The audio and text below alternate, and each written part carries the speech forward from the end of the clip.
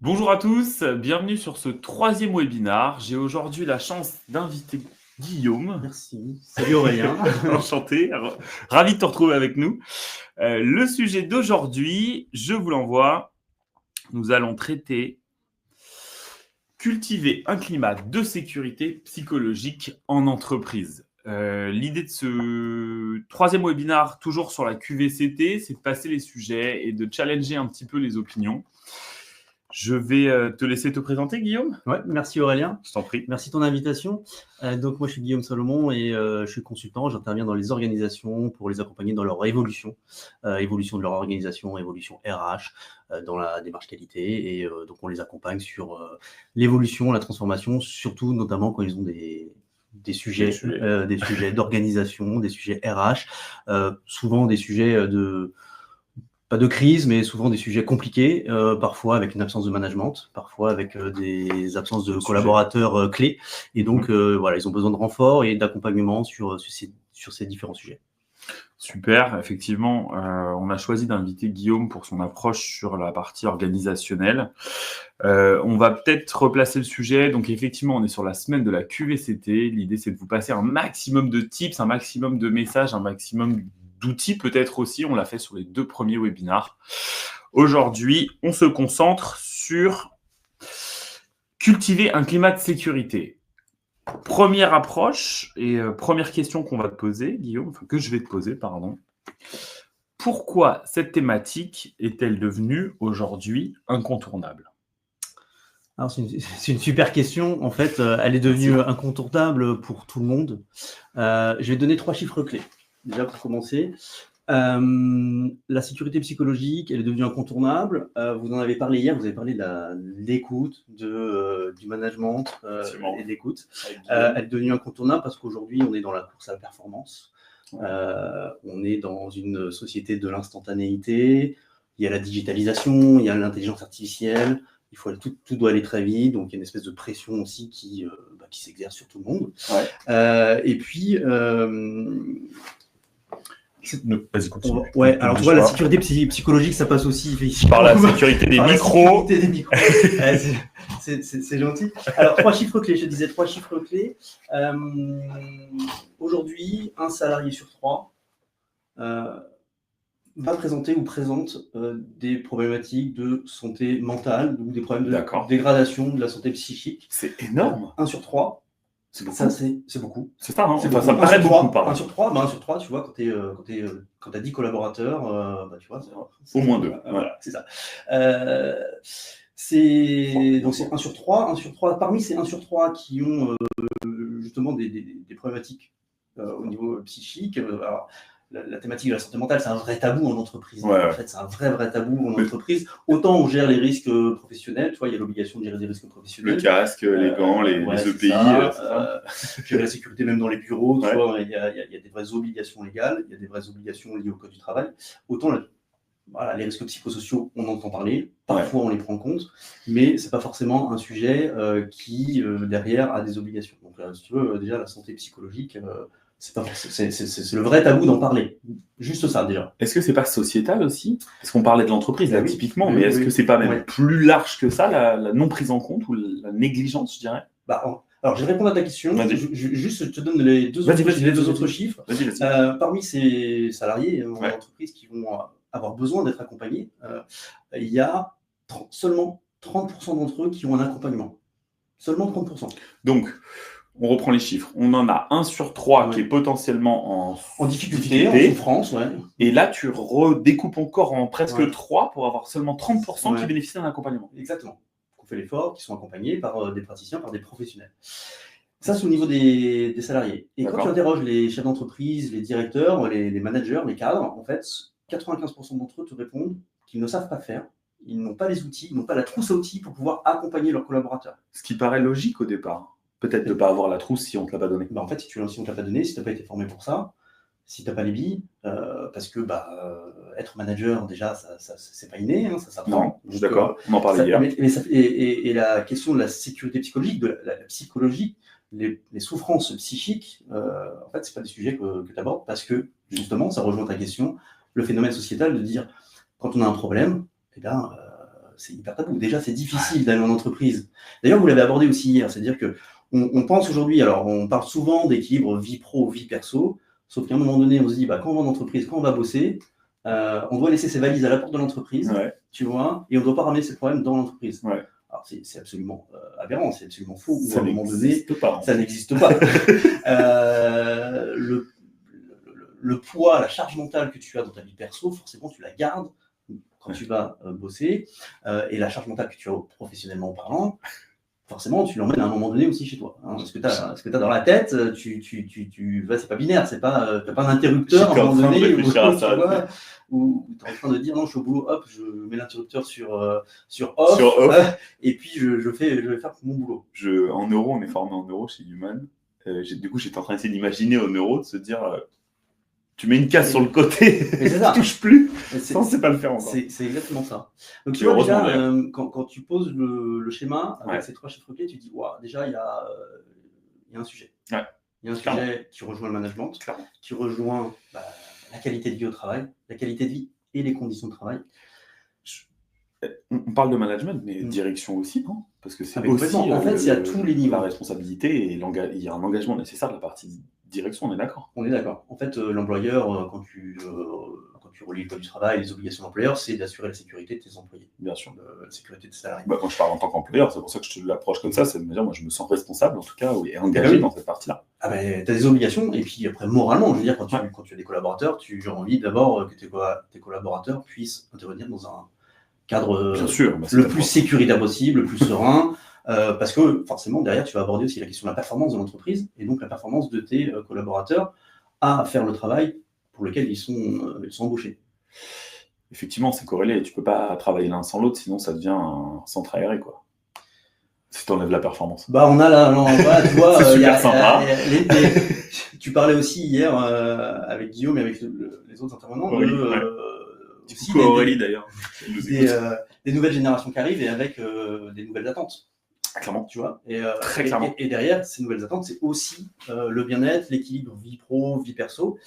Et derrière, la sécurité psychologique, elle est hyper importante. Parce que au-delà de la sécurité physique, qui est aussi des obligations, on doit aussi, à un moment donné, aussi assurer ce climat de confiance qu'il y a dans l'entreprise. Parce qu'aujourd'hui, il y a cette ubérisation, comme on dit maintenant, où les gens, les salariés sont un peu consommateurs de l'entreprise. On vient, on repart, ça ne nous convient pas. Dès qu'on a un mail un peu qui ne nous plaît pas, on réagit. Ciao, au revoir, ou on réagit. Voilà. Donc c'est un sujet éminemment important. Aujourd'hui, quelle que soit l'entreprise, quel que soit le sujet, quelle que soit la thématique de l'organisation, que ce soit du médico-social dans cette partie où j'interviens beaucoup, et aussi une entreprise du tertiaire, de l'industriel, enfin partout aujourd'hui, quel que soit le sujet de l'entreprise, la sécurité psychologique, c'est un sujet hyper important, ne serait-ce que par ces 3 chiffres que je t'ai donnés, tu vois, c'est aujourd'hui, on n'a pas les billes pour assurer... en tout cas, on a besoin de créer cette trousse à outils en interne. Il y a une demande. Donc ça veut dire qu'il y a une conscience quand même. C'est-à-dire que les gens sont conscients qu'il y a un sujet, ils ne sont pas dans le déni, ils ne le ferment pas. Néanmoins, ils savent aussi qu'ils ne sont pas outillés ou mal outillés. Ils ne sont pas outillés. Alors, les cadres dirigeants ont cette conscience de dire on ne sait pas faire parce que ce sujet est de plus en plus prégnant. Oui, aussi. D'accord. Ça, c'est sûr. Un très grand nombre d'arrêts maladie aujourd'hui en entreprise sont dus à des problématiques de santé psychique. Plus que physique. D'accord. Après, tout dépend du secteur d'activité. Ça va mais la grande majorité des arrêts maladie sont quand même liés à des problématiques de santé psychique. J'ai une question de Karine, un petit coucou à Karine qui nous écoute. Je l'ai affiché, je laissais Guillaume terminer son propos. Mais ces managers ne font-ils pas partie de ceux qui ne vont pas bien? Je vais découper les questions. On va y répondre. Très intéressant. Question très intéressante, Karine, qu'on retrouvera jeudi, ensemble sur un webinaire, vous allez voir, qui est super intéressant aussi. Guillaume, je te laisse répondre. Ces managers ne font-ils pas partie de ceux qui ne vont pas bien? Oui, Karine, tu as tout à fait raison. Je tutoie Karine parce qu'on se connaît aussi. Voilà. Donc, tu as complètement raison. En fait, quand on parle de sécurité psychologique, c'est à tous les niveaux. À tous les niveaux, du salarié exécutant jusqu'au chef d'entreprise. C'est-à-dire qu'aujourd'hui, on est employeurs tous les deux. Karine aussi, on est chef d'entreprise, on est entrepreneur, et à un moment donné, nous aussi, on a le droit de pas aller bien. Alors ça, c'est pareil, niveau de conscience. Voilà, niveau de conscience. Mais du coup, nos collaborateurs aussi ont le droit de ne pas aller bien. Bien sûr. Qu'est-ce qu'on fait, nous, dans notre responsabilité d'employeur responsable? Tu vois, on parle beaucoup de RSE, la santé psychologique, la sécurité, la santé et la sécurité psychologique rentrent énormément dans ce sujet-là. Tu vois, on est QVCT, mais je rappelle que la RSE, c'est pas que l'écologie. Voilà, merci Aurélien, je le rappelle régulièrement aussi. Hyper important de le dire. Ce n'est pas que l'écologie, la RSE, c'est aussi le bien-être de ses collaborateurs. Et évidemment, les managers font partie de ces gens qui ont aussi des troubles de santé mentale. Cette année, d'ailleurs, 2025, c'est l'année de la santé mentale. D'ailleurs, il y a de plus en plus d'émissions sur les chaînes de télévision publiques sur la santé mentale, avec des personnes publiques connues, acteurs, personnalités politiques, etc., qui s'expriment sur le sujet. Donc ça commence, si tu veux, ce tabou, en fait, commence un peu à être un sujet dont on parle plus et qui devient, en fait, un sujet du quotidien. Parce qu'en fait, c'est un vrai sujet du quotidien. J'avais entendu dire, moi, on a une angine, on va chez le médecin. Ouais. Mais on a un problème, on va pas forcément chez le psy. Non. Non, c'est tabou, c'est hyper tabou. C'est ça. Parce que quand tu dis que tu as un problème de santé mentale, tu t'es catégorisé dans les fous. Ouais. C'est encore ancré comme ça dans la société. Attends, quand on a un problème, effectivement, tu as tout à fait raison, on va voir le médecin de manière très naturelle. Très naturelle, on se pose pas de questions. Psychologue et psychiatre, on y va de... on réfléchit avant d'y aller. Déjà, on ne le dit pas. Ouais. Déjà, c'est pas un acte. C'est pas naturel. Ouais. C'est pas naturel. Et pour autant, tout le monde est touché. Je continue la question de Karine. On parle souvent des collaborateurs pour la santé mentale, mais difficile d'aider ses équipes quand un manager est lui-même confronté. Alors, c'est la suite finalement de la réponse qu'on vient de donner. Ouais, exactement. Effectivement, je pense que quand on n'est pas en capacité, qu'on n'a pas les outils. C'est les 95% des managers ou des chefs d'entreprise, directeurs qui n'ont pas les outils. Donc, il y a aujourd'hui des outils qui commencent à arriver. Il y a notamment des formations. Je pourrais on développera un peu plus tard la formation notamment au premier secours en santé mentale. D'accord. Tu vois, il y a une formation qui est en train de se développer, qui vient de l'étranger, mais qui est hyper cadrée et qui est portée par un consortium de praticiens, d'experts dans le domaine, et qui, à mon sens, doit être déjà un vrai levier, et ce premier levier, si tu veux, d'outillage, d'abord des chefs d'entreprise, des employeurs. Mais ça touche vraiment tout le monde et on peut former vraiment tout le monde. Chez Human, on a une partie audit par l'immersion qui permet de mettre les gens en situation pour aussi... Alors là, on est vraiment partie formation. Je fais bien le distinguo entre le team building et la formation. Là, on est vraiment partie formation. Il faut des gens qui soient certifiés, diplômés, en tout cas faits pour ça. Et dans la partie immersion, on a une partie audit où on voit des choses émaner avec les clients. Parce que la mise en situation fait qu'on ne peut pas cacher. Tu vois, on se met à se transformer, comme disait Aurélie hier. On prend le rôle d'un avatar. Donc on fait des choses qu'on n'aurait jamais fait dans la vraie vie, normalement, dans un climat normal. C'est hyper intéressant d'essayer de cumuler les deux parce que l'audit permet de faire émaner. Et ensuite, toi, tu as une réponse. Tu parlais tout à l'heure de prise de conscience. Déjà, si l'employeur a déjà cette prise de conscience, mais ensuite, cette prise de conscience, ça doit être à tous les étages. C'est-à-dire qu'à un moment donné, tu dois impliquer tout le monde. On parlait d'écoute hier, on parlait de collaboration, de travail collaboratif, d'emmener tout le monde et tout le monde se parle. Parce que finalement, si tu veux, c'est aussi ça la problématique, c'est qu'on a des représentations qui sont assez erronées des problématiques de santé mentale. Il y a ce tabou, il ne faut pas en parler. Déjà, de dire dans le monde du travail qu'on a un problème, c'est déjà compliqué, mais de dire en plus qu'on a un problème de santé mentale, c'est encore plus compliqué. Et puis, il y a quand même ce côté très individualiste. C'est-à-dire qu'on est aujourd'hui un peu dans une société aussi qui est... on pense à soi avant de penser aux autres. Je suis pas... Voilà, il y a aussi un peu ça, parce que on essaie de se préserver. Mais pour autant, à un moment donné, il faut que cette prise de conscience, ça soit à tous les étages. Donc, tu vois, par exemple, du team building, c'est une chose, mais d'avoir une prise de conscience et d'emmener ses collaborateurs sur la prise de conscience de la nécessité de réfléchir santé mentale, sécurité psychologique, déjà c'est un premier pas. Donc il y a l'audit, il y a des consultants qui sont spécialisés en RH, en QVCT, qui ont des approches, et justement vous avez un Guillaume qui est intervenu, expert disque, tu vois, déjà d'avoir cette prise de conscience de quelle personnalité on a, avec qui on travaille. Bien sûr. comment réagissent les uns et les autres, la perception qu'on a de ses collaborateurs et la perception qu'on a entre collaborateurs, déjà, tu vois, on fait un premier pas sur cette prise de conscience. Juste avant de répondre à la question de Will Best qu'il a envoyée, alors elle est LinkedIn User parce que c'est dans les réglages de LinkedIn, mais j'ai la chance de la connaître et donc je vois que c'est elle.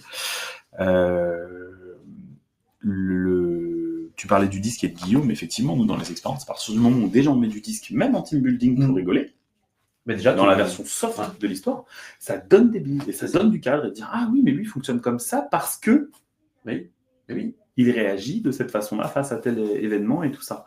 Et juste de donner un peu de clarté là-dessus, je peux te garantir que chez nous c'est métrique, hein, c'est mesurable. Et ça ouvre des champs incroyables. C'est des questions de représentation. Aujourd'hui, il y a quand même beaucoup de représentations assez erronées.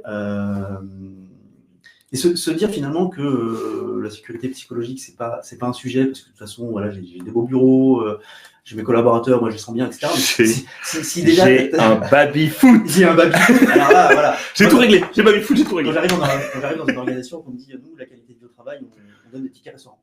Ouais. La question, elle est, parce que moi aussi, dans mes activités, on fait des audits, tu vois, on fait des audits de qualité. Et derrière, il y a un vrai sujet, c'est la qualité et l'environnement de travail. Nous, dans la qualité de vie au travail, on donne des tickets restaurants. Ah ouais, tu vois, on en est à ce niveau-là des fois où déjà la prise de conscience, elle est là. Et puis il faut pas oublier que sécurité psychologique, c'est pas une absence de, c'est pas absence de performance, c'est pas parce qu'on a des problématiques à gérer autour de la psychologie et de la santé mentale de ses collaborateurs que ne faisons pas l'amalgame entre la perte de performance, la performance de mon organisation et en même temps la sécurité psychologique, tu vois. Les risques psychosociaux, aujourd'hui, c'est des sujets qui sont abordés sur le volontarisme. Il y a beaucoup d'RH qui parfois sont assez réfractaires à aborder le côté RPS. Parce que du coup, tu as une prise de conscience en disant « Ah ouais, mais j'ai quand même quelques collaborateurs qui vont mal. » Ou j'ai des risques à gérer. Et bon, on peut parler du DUERP. DUERP, on sait bien les risques professionnels. Le DUERP, c'est un document qui est demandé, qui est réglementaire. Une fois qu'on l'a fait, il est dans le placard jusqu'à l'année prochaine pour la révision. Quoi. Comme beaucoup de réglementaires, souvent. Je reprends juste l'intervention de Will Best qui disait les managers sont assez sensibilisés sur la science. Sont-ils assez? Je pense pas. Non. On vient de se dire, on a répondu. Non, il n'y a pas assez de sensibilisation, de formation qui existe autour de la santé mentale parce que encore ce sujet de santé mentale, c'est un vrai sujet tabou dont on n'ose pas aborder la question. Et pour autant, qu'on soit chef d'entreprise, cadre dirigeant, manager de proximité ou collaborateur du employé salarié, on a tous, à un moment donné, dans notre vie professionnelle, des problématiques de santé mentale. Encore faut-il savoir ce qu'on met derrière problématiques de santé mentale. C'est clair. Voilà. Et d'où la formation, la sensibilisation, justement pour avoir ces clés de décryptage, ces clés de compréhension de l'autre, de la façon de fonctionner des uns et des autres. On a eu des petits ballons. Je continue sur les commentaires. On a plein de commentaires. Allez-y, n'hésitez pas et à nous dire d'où vous nous écoutez. Moi, ça m'intéresse toujours de savoir où on est écouté. J'ai Laure qui disait la santé mentale, on est tous concernés exactement, Guillaume. Et à tous les étages, je pense que c'est pareil, on ne va pas repasser dessus. Je pense qu'on l'a déjà dit, mais c'est une réalité. Tout le monde est concerné. Vraiment, tout le monde, quelle que soit la fonction. Et personne ne peut s'extraire en disant moi, c'est un sujet, ça ne me touche pas, du dirigeant. Ça n'arrive pas qu'aux autres. Aux équipes. Karine nous envoie des recommandations sur quelqu'un qui est top voice LinkedIn apparemment, qui s'appelle Catherine Testa. Je vous invite à la suivre et à aller voir ce qu'elle propose à la formation. Elle en parlait même pendant la Covid.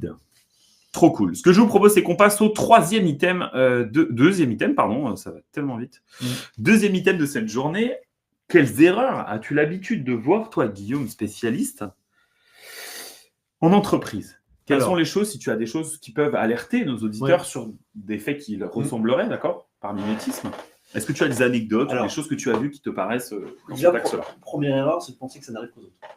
Première erreur, tu vois, de dire chez moi, tout le monde va bien et la santé mentale, c'est pas un sujet, les collaborateurs sont parfaits. Ça, première erreur, c'est déjà d'être dans le déni que la santé mentale ne franchit pas la porte de l'entreprise. Tu vois, ça c'est déjà. Mais certainement parce qu'il n'y a pas eu de sensibilisation, parce que j'ai pas les clés de décryptage, parce que derrière, j'ai pas été formé. Et j'ai pas la trousse à outils pour me dire peut-être que là, il y a un signal faible, mais peut-être qu'il y a un signal. Et c'est l'idée dans cette question-là. Tu vois, Ah non, c'est dans l'item d'après sur les signaux d'alerte. Restons, Ça. pardon. Mais voilà, je ne veux pas trahir le déroulé de raison, notre tu as raison. intervention. Première chose, c'est déjà de dire que ça n'arrive pas qu'aux autres. Forcément, à un moment donné, quand tu as des collaborateurs, ou même toi-même, tu vois, de dire à un moment donné, ouais, je vais pas bien. Déjà, la clé de décryptage. Introspection. Ouais. Prise de conscience. Prise de On en conscience. parle depuis le départ, c'est vraiment cette prise de conscience. Et puis après, c'est aussi de se dire, attention, la santé mentale, c'est pas qu'un problème individuel. C'est pas que le. Ça, c'est une notion intéressante. Et c'est marrant parce qu'on l'a eu dans les autres interventions aussi, de dire arrêtons de considérer uniquement l'individu, mais entendons le groupe. Tu peux approfondir un peu ça? Oui, bien sûr. Bah, tu vois, déjà, vous avez parlé hier de la communication. Ouais. Déjà, premier élément, c'est déjà de mettre en œuvre cette communication entre déjà les managers et les managers. Échanger, pouvoir aussi libérer la parole. Ouais. Parce que bien souvent, elle est cloisonnée. Puis si tu vois tes collaborateurs qu'une fois tous les 3 mois, à un moment donné, quand tu vois, à un moment donné, hier, en rigolant, ça va parler à certains, je suis sûr, ça va vous faire marrer. Hier, on parlait de l'entretien annuel, quoi. Ouais, c'est ça. Si tu attends juste l'entretien annuel pour faire le point avec ton collaborateur, bon, bah. Tu feras pas grand point. Pas grand-chose. C'est bien. Si tu fais que des réunions en plénière, c'est pareil. On s'exprime sur. C'est quand même un sujet hyper individuel. Tu vois. Bien sûr. C'est hyper individuel. Donc, on n'étale pas sa vie privée comme ça pendant une réunion où on est 10 collaborateurs autour de la table. Donc, il y a le vrai sujet de l'entretien en one-to-one.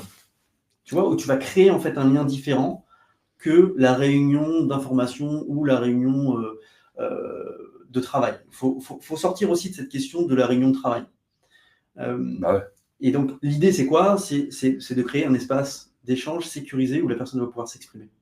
Tu vois, le lieu d'expression. Et donc, moi, j'encourage vraiment toutes les organisations et tous les managers à faire, en plus des réunions, effectivement, où tu as ton équipe, à un moment donné aussi de trouver du temps pour faire des réunions en one-to-one. C'est clair. Parce que tu as une autre relation aussi. Et tu n'es pas obligé de le faire non plus dans les bureaux de ton entreprise, ton one-to-one. C'est marrant, c'est exactement la même réaction que Guillaume hier. Mais clairement, aujourd'hui, tu es dans l'écoute, dans l'empathie et en même temps, créer cet espace d'échange sécurisé. Et d'Aurélie. Aurélie aussi a dit à Rémi le fait de prendre un café, de sortir, de se faire un échange. Tu sors un cadre hyper formel. Ouais. Voilà. Bon, à part si ton entreprise elle est perdue au milieu de la pampa, mais en même temps, non, mais tu vois, tu as toujours à un moment donné, et au pire, tu es un peu disruptif, bah, tu vas faire une petite marche là, avec ton collaborateur. On fait ça, les walk meeting. Et voilà. Bah, t'as tout compris. Bon, le truc, c'est qu'on est dans les Deux-France et qu'il pleut tout le temps. C'est un autre problème. Mais localise-toi dans le sud de la France. Ouais, t'as raison. Non, mais il faut à un moment donné aussi se dire comment créer cet espace d'échange sécurisé pour libérer la parole de ton collaborateur qui va aussi pouvoir s'exprimer un petit peu sur autre chose. Parce que, encore une fois, je reviens à la même chose, c'est qu'on se dit toujours qu'en entreprise, on ne doit pas parler de sa vie personnelle. Ok, il ne faut pas tout déballer, mais à un moment donné, ce qui t'impacte dans ta vie personnelle, la charge mentale que tu peux porter, les valises que tu as aujourd'hui avec toi, des fois, ça fait aussi du bien de se libérer avec ton manager pour qu'il puisse comprendre un peu mieux ton fonctionnement. Qu'il en ait conscience. Qu'il change peut-être pas tout son mode de fonctionnement. Et c'est pas ça l'objet. Non, c'est pas ça. Moi, l'objet. C'est une question de compréhension mutuelle. Ouais. Tu vois, c'est l'objet, c'est la compréhension mutuelle. Donc, il y a vraiment ça. Donc, il y a cette idée de ne pas se focaliser uniquement sur la question de la problématique individuelle, mais c'est aussi de dire peut-être que les problèmes de santé mentale que peuvent avoir mes collaborateurs, c'est peut-être aussi un problème organisationnel. Et c'est là où le manager, dans la collaboration et dans l'écoute et dans l'échange, doit se poser les bonnes questions en se disant, ok, d'où ça vient, pourquoi. Tu vois, il y a une espèce de remise en question aussi. Sûr. Derrière, en se disant, bon, il a ce problème-là, mais peut-être que la charge mentale et l'organisation de mon équipe, de mon entreprise, fait que ça repose. Moi, j'ai un exemple assez actuel, puisque j'accompagne aujourd'hui une organisation qui a un défaut de management depuis, c'est même pas des mois, depuis des années. D'accord. La direction qui était en place n'est plus présente. Et du coup, on a des responsables des chefs de service qui ne se parlent plus, avec des conflits entre les uns et les autres, qui vont jusqu'au fait de se dire qu'ils passent par moi pour passer le message à l'autre chef de service. D'accord. Donc, rupture de communication. On appelle une rupture de communication. Et du coup, plus personne ne veut se parler. Sauf qu'ils sont quand même responsables de service. À un moment donné, ils ont des équipes Ils ont des plannings à faire, avancer, il y a du travail à faire. Et puis on est dans une organisation qui est un peu particulière, où on prend en charge les humains, c'est des humains qui prennent en charge les humains, tu vois, on ne classe pas des classeurs, ou à un moment donné, tu peux t'arrêter en disant, voilà, bon, statu quo, on fait le point. Non, on accompagne on accompagne des personnes pour des vulnérabilités. Donc on a besoin aussi, à un moment donné, qu'il y ait une continuité d'activité. Mais quand tu arrives, qu'il n'y a plus de direction en place, qu'il y a des conflits qui sont larvés, que les gens ne se parlent plus, il n'y avait aucune réunion. C'est-à-dire qu'en fait, le tour de communication, c'est la fuite. C'est le mail, tu vois. Et puis, voilà, il y a la problématique aussi de l'échange. Ça, c'est une vraie question, l'échange par mail. Arrêtez de communiquer par mail. Enfin, à un moment donné, quand tu veux te parler, tu te parles. Il y avait des gens, ils avaient des bureaux, je sais pas, ils étaient au même étage, sur 2-3 bureaux, ils envoyaient des mails. Tu vois, ils envoient des mails pour se parler. Au lieu de sortir de son bureau et d'aller se parler. Il faut leur dire que déjà, c'est pas carbone du tout parce que ça passe par le serveur pour traverser. Alors ça, c'est un autre sujet, voilà, tu vois, mais déjà, ne serait-ce que de rétablir la communication. Bien sûr. Ouais. Donc, voilà, il faut à un moment donné, on soit dans l'humain. D'accord. Est-ce qu'il faut qu'on revienne dans l'humain ou est-ce qu'il faut qu'on aille dans l'humain? Les deux, mon général. Les deux, j'adore.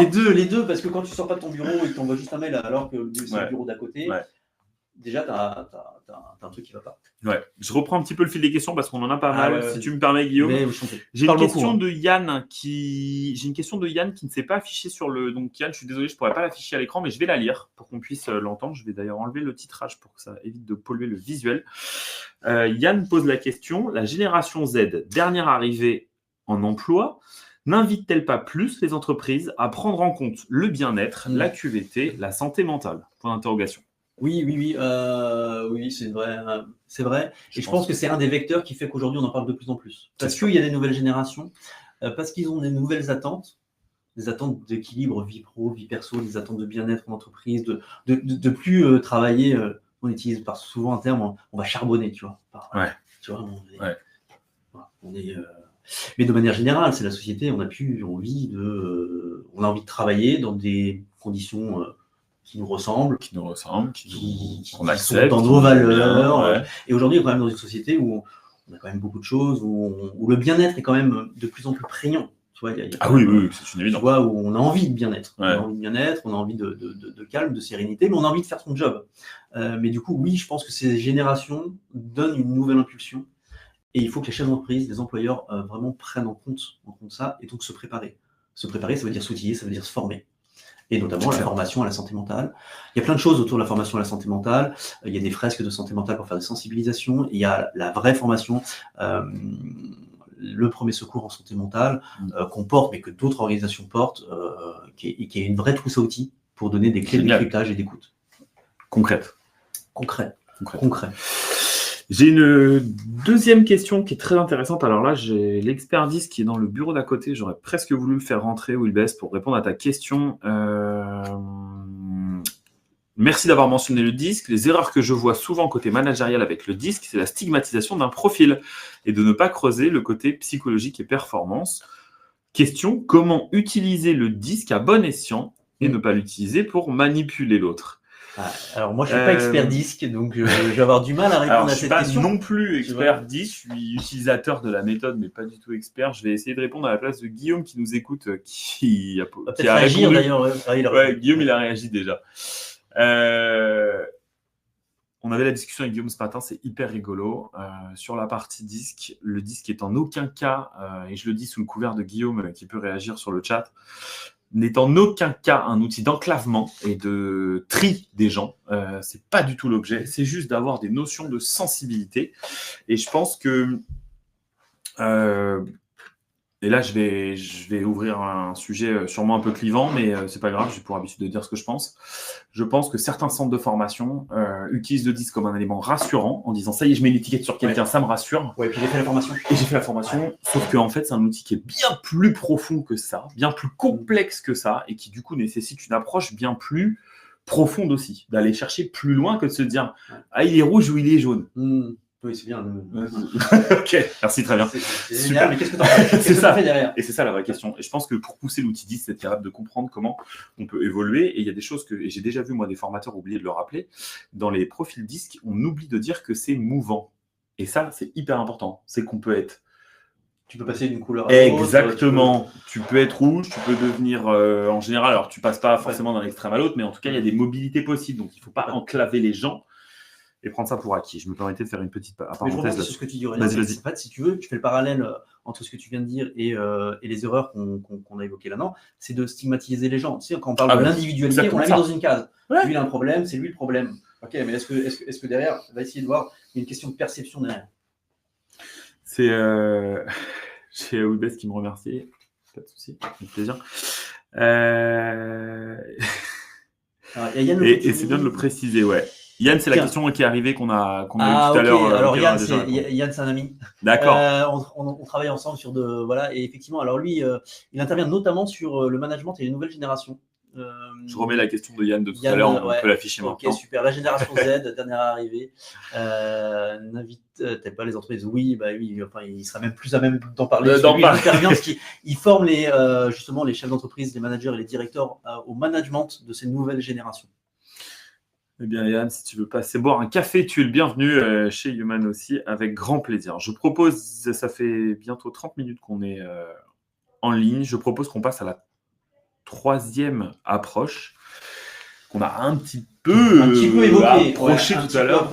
Quels sont les signaux d'alerte Quels sont les signaux d'alerte? Alors, d'abord, c'est ton taux d'arrêt maladie. Tu vois déjà, ça peut être le vrai signal d'alerte, c'est de dire explicite. Toi, c'est hyper concret. C'est hyper concret. Là, déjà, normalement, j'imagine et j'ose espérer que tout employeur responsable s'intéresse au travers des responsables RH, des RH, et que ça s'intéresse à ce sujet-là, parce que c'est quand même le premier signal d'alerte. Est-ce que finalement, l'arrêt maladie, on parlait là des KPI, entre guillemets, c'est-à-dire que le taux fait qu'il faut se poser une question. Mais est-ce que l'arrêt maladie, en France, n'est pas aussi une manière de dire stop sans savoir l'exprimer? Oui. Est-ce que c'est pas utilisé comme un... Tu vois? Bien sûr. Mais d'accord. Mais moi, j'ai l'impression, mais ça n'engage que moi, mais je suis complètement d'accord avec ce que tu dis. D'accord. Je pense qu'à un moment donné, le collaborateur qui... Pas à 100% des cas. Non, c'est pas l'idée, bien entendu. C'est pas l'idée de... Ah, on a des copains ouvriers. Les travaux au-dessus, je sais pas si vous entendez, j'espère pas. On va voir avec Guillaume qui court dans le couloir pour aller prévenir les travaux au-dessus. Non, mais en partie, je pense effectivement, évidemment, c'est pas la totalité des collaborateurs qui s'attendent à la maladie dès le premier mais je pense que c'est un vrai signal d'alerte. Et c'est aussi une manière de communiquer à son employeur ou à son manager, de dire à un moment donné, j'ai un problème, j'en ai marre, j'ai un problème, j'y arrive plus. Et c'est aussi au manager de se dire à un moment donné, ok, il y a un problème, il va falloir qu'on en parle et qu'on voit plus loin. Tu vois, tu disais, il faut aller voir plus loin sur les choses. Il faut creuser la question. C'est pas que la personne qui va pas bien, c'est peut-être aussi l'organisation, c'est peut-être le management, c'est peut-être et parfois, comme on le disait, 95% ne sont pas outillés, parfois on ne sait pas faire. On ne sait pas faire ou on ne sait pas réagir. Du coup, oui. Et comme je te le disais en introduction, c'est qu'une grande majorité aujourd'hui des arrêts maladie sont liés aussi à des problèmes de santé mentale. Ben oui, bien sûr. Et donc, oui, il y a encore ce tabou de dire j'ai un problème de santé mentale parce que la charge de travail est trop importante, parce que ma charge mentale au travail est trop importante et que je ne sais pas l'exprimer, ou alors je n'ai pas de lieu sécurisé pour l'exprimer. Oui, pas le contexte, le bon contexte. Parce que dans l'entreprise, il n'y a pas la possibilité de pouvoir s'exprimer, ou alors je ne suis pas entendu, je ne suis pas écouté, j'ai pas l'espace pour. Et donc, du coup, je me mets en arrêt maladie. Ouais, ça peut être une réponse, c'est pas le cas, bien sûr. Il y a des vrais, mais il y a une vraie réalité de dire, effectivement, les arrêts maladie, il y en a une partie qui sont aussi dues à un malaise, un mal-être, une souffrance face à la situation. Ouais.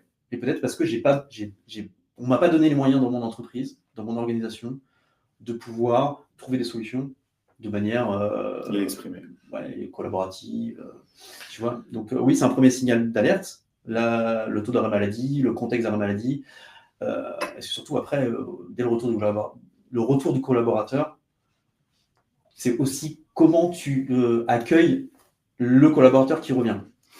C'est un vrai sujet aussi. Éviter le jugement. Les experts RH pourront développer la question. Donc, premier signal d'alerte, moi je dirais que c'est effectivement ça. Okay. Après, tu peux aussi percevoir des signaux faibles pendant tes réunions. Oui. Tu vois, quelqu'un qui ne s'exprime jamais en réunion. peut-être qu'il n'ose pas, mais peut-être qu'il ne sait pas, mais peut-être que finalement... L'introversion a ses limites. Tu vois, ça peut tout à fait être introverti, il n'y a pas de sujet là-dessus. Par contre, à un moment, si ça devient impactant, je pense qu'il faut... Tu peux te dire, là, peut-être qu'il faut que je m'entretienne avec le collaborateur, que j'essaye d'aller plus loin, que j'ouvre le sujet. Encore faut-il avoir les clés pour aborder le sujet. Ce que fait cette fameuse formation au premier secours en santé mentale, c'est de te donner les clés de décryptage. De savoir quels sont déjà les troubles de santé mentaux qui peuvent arriver et te donner les clés de compréhension et la façon d'aborder le sujet. Et ça, c'est déjà important. Sensibiliser et former. Si tu n'as pas cette sensibilisation, cette formation, tu vas arriver avec tes gros sabots et peut-être que tu vas toucher un sujet et là, du coup, ton collaborateur va se mettre en arrêt maladie. Pour sûr. Tu vois, donc il y a ce silence persistant en réunion, l'absence de débat, quelqu'un qui fuit l'échange. Tu dis là, il y a un problème. Bien sûr.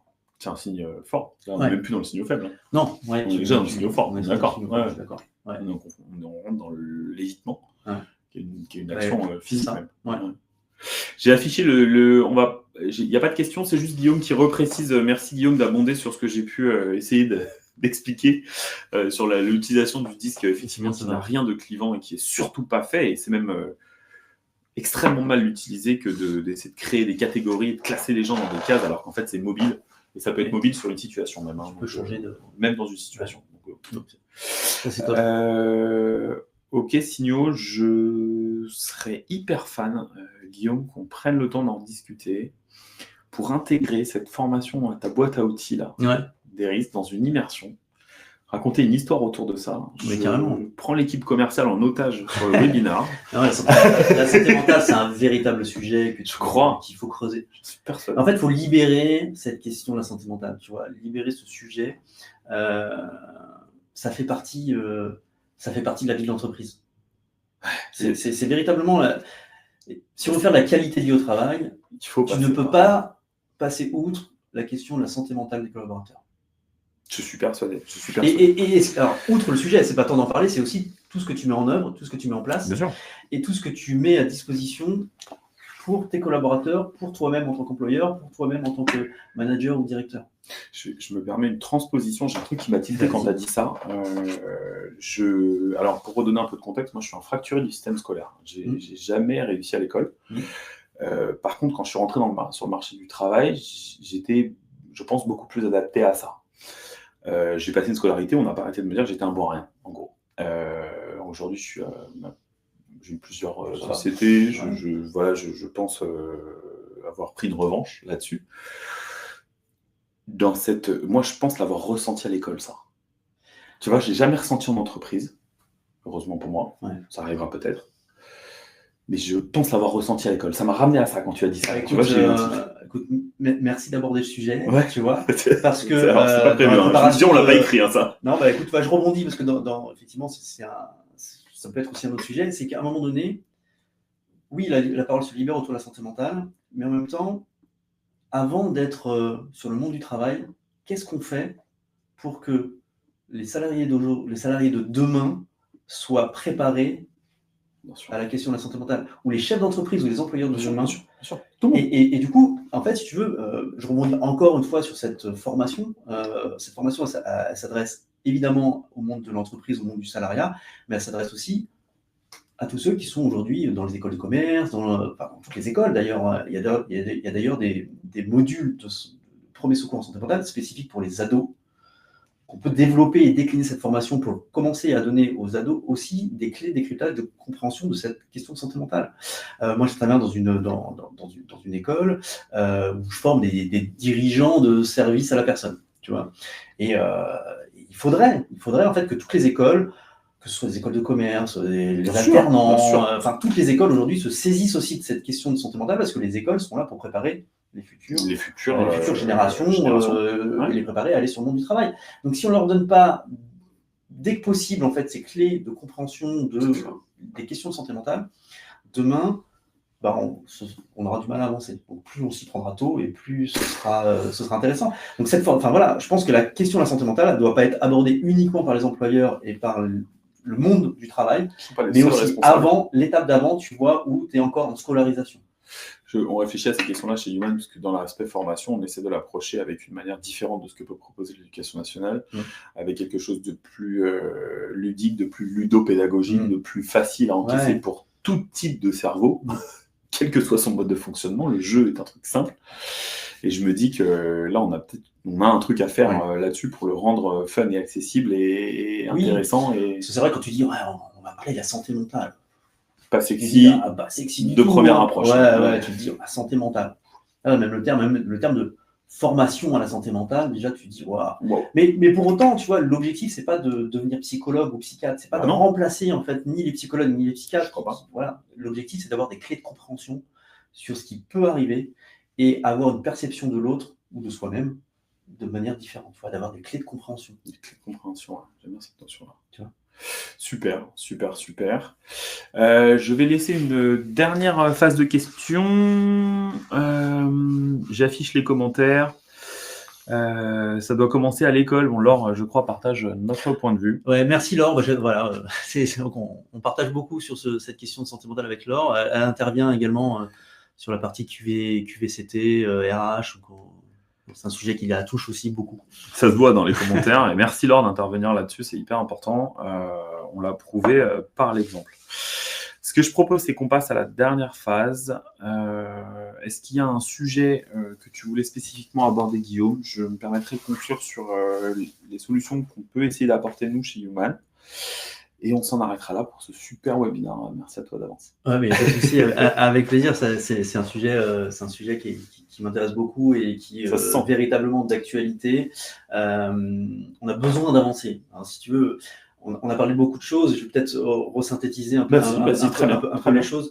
L'objectif vraiment, c'est que tout le monde s'empare de ce sujet, qu'on l'appelle santé mentale ou qu'on l'appelle différemment. Je pense qu'il y a besoin d'un peu de changer un peu les termes. On peut mettre un peu de bien-être aussi, peut-être, c'est plus léger. Le bien-être psychologique, tu vois, déjà, c'est un peu plus léger, comme je dis, effectivement. Mais de s'emparer de cette question-là, et surtout, déjà, cette prise de conscience, mais de s'outiller autour de cette question-là, du bien-être psychologique des salariés. Parce que c'est bien de cocher les cases, de faire un document unique, d'évaluation des risques professionnels, c'est bien, mais bien souvent, il reste dans un placard, et puis on le dépoussière. Une fois par an, parce qu'on se dit on a des obligations légales. Mais encore une fois, le bien-être psychologique des collaborateurs, c'est pas de mettre un baby-foot, un billard, de leur donner des tickets. Je suis super content parce qu'en plus je suis nul au baby, mais ça me fait hyper plaisir ce que tu dis. Mais c'est très sympa pour effectivement, on a un moment de pause, on se libère un peu l'esprit. Oui. Mais c'est récréatif. C'est récréatif. Mais c'est pas que ça.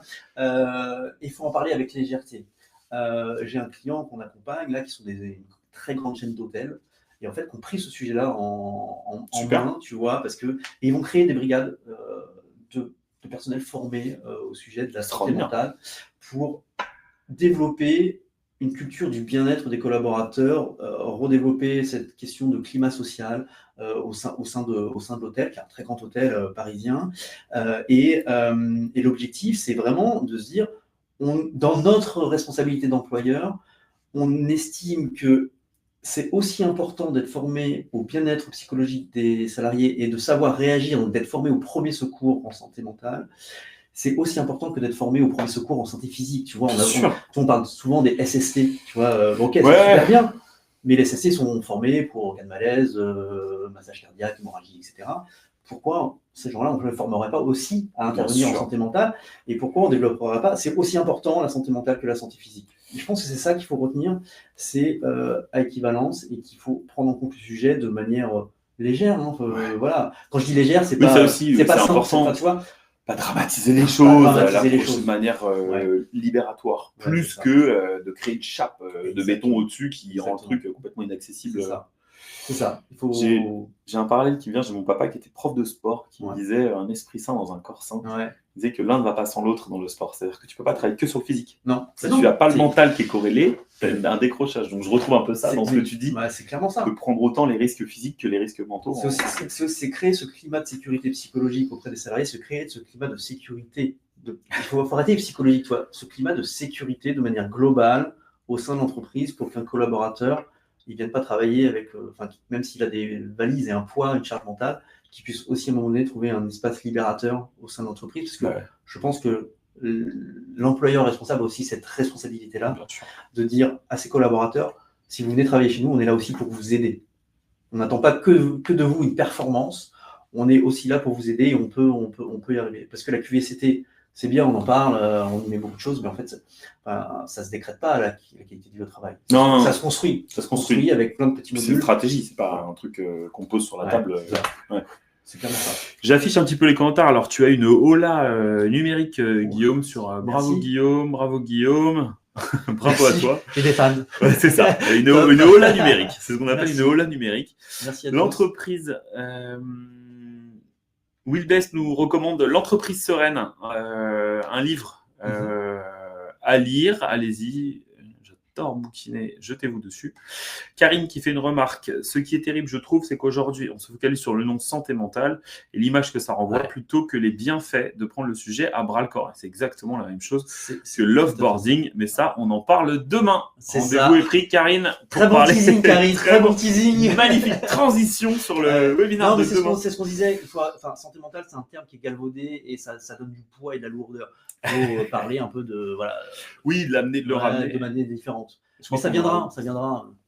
Ça va venir, c'est sûr. Je pense qu'on est toujours sur une meilleure tendance qu'on l'a été. Enfin, je Non, sens moi une pente progressive, quelque chose de. On est plutôt dans l'optimisme chez nous, donc je sens plutôt, et je le dis sans vouloir faire de l'optimisme exagéré, mais je sens une pente. Je sens qu'il y a une génération Z. On en a parlé avec Yann, je crois tout à l'heure, qui abordait la génération Z, qui a des vraies attentes à ce niveau-là.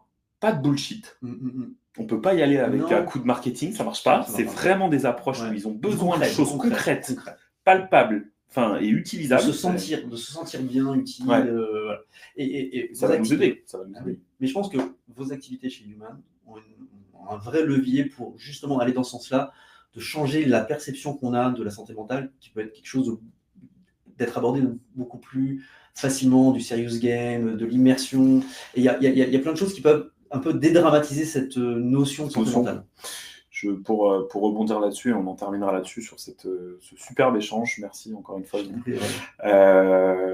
C'était la volonté chez Human quand j'ai eu l'idée. Ça venait d'un vieux film qui s'appelle The Game, pour ceux qui l'ont vu, pour ceux qui ont la chance de le voir, où j'ai vu un mec qui avait vraiment des problèmes dans sa vie, qui est plongé dans un jeu et qui finit par prendre du recul grâce à ça. Pour moi, ça a été une révélation. Une révélation. C'était en 97, je m'en rappelle encore. Ça a été un choc pour moi de me dire on m'a traité d'idiot pendant des années et finalement, il y a des solutions simples et rigolotes, tu vois, parce que moi, ça me paraissait rigolo d'être plongé dans une histoire et tout, tu vois, qui peuvent résoudre des problèmes sérieux. C'est comme ça que je l'ai interprété, tu vois. Et il y a 2 ans, on a lancé Human avec cette volonté-là de passer des messages avec une méthode différente. Je pense que c'est... Et pour l'instant... C'est pas mieux. Ouais, pour dédramatiser le sujet, c'est vrai que quand tu parles de santé mentale, tu es encore catégorisé, tu vois. On parle de santé mentale. Et la force des produits, et là, j'espère que j'ai l'équipe commerciale en soutien, en sponsor là-dessus, c'est que les produits immersifs permettent vraiment de faire ce que tu viens de dire, d'alléger l'approche. C'est ça. On ne te demande pas de travailler sur tes problèmes psychosociaux avec un paquet de post-it, allez, vas-y. L'enfer total. C'est hyper, tu vois, c'est hyper personne n'irait. Par contre, tu dis aux gens, on va aller sauver une œuvre d'art volée. C'est tout de suite autre chose. En plus, tu t'attends pas à aborder, mais tu abordes plein de sujets. Et l'immersion a cette force-là. Je te remercie d'avoir conclu là-dessus. Je vous remercie tous pour votre présence aujourd'hui. Je remercie la dynamique du chat. Merci à Karine, merci à Wilbest, merci à Yann, merci à Laure, merci à Guillaume. Je crois que je n'ai oublié à peu près personne. Merci à tous. Ça a été un très bel échange. Écoute, avec merci Guillaume. À très vite sur nos produits. Ouais, avec plaisir. Très vite sur nos produits. Okay. Je vous souhaite à tous une très belle journée. Je vous dis à très vite et rendez-vous avec Karine demain et cet après-midi avec Stéphanie. Je vous remercie et je vous dis à très vite. Merci. Merci.